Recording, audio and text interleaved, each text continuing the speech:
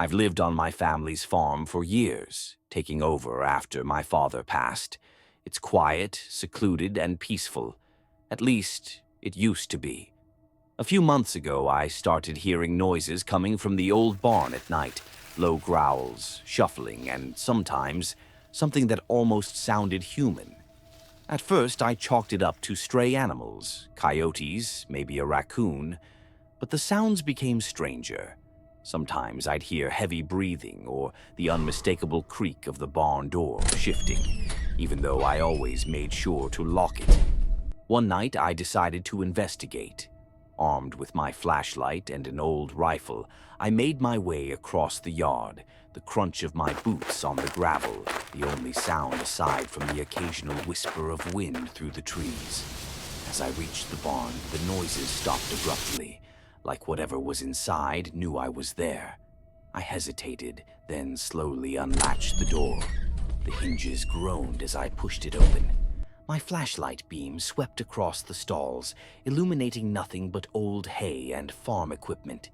I let out a shaky breath, feeling a little foolish, until I noticed something. The hay in the far stall was disturbed, pushed aside to reveal deep claw marks in the dirt beneath. Worse, there were footprints, but they weren't quite human. They were long, too long, with clawed toes that dug into the ground like something had been pacing. A sudden rustling in the rafters made my heart pound. I swung the flashlight upward, expecting to see a raccoon or an owl.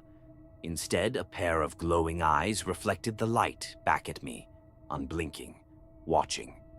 Then it moved. A dark shape unfurled from the shadows, something lanky and wrong, its limbs too long, its fingers curling around the wooden beams as it crept down, silent, deliberate. My breath caught in my throat as I realized it had been living there, watching me every night, listening. I stumbled back, dropping the flashlight. In the darkness, I heard it move closer. A low, raspy whisper drifted from the blackness. "You shouldn't have come." I ran. I don't even remember getting back to the house. I locked the doors, closed the blinds, and sat in silence until morning.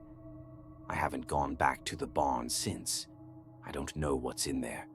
I don't want to know. But every night, just as I turn off the lights, I hear it. Breathing. Waiting.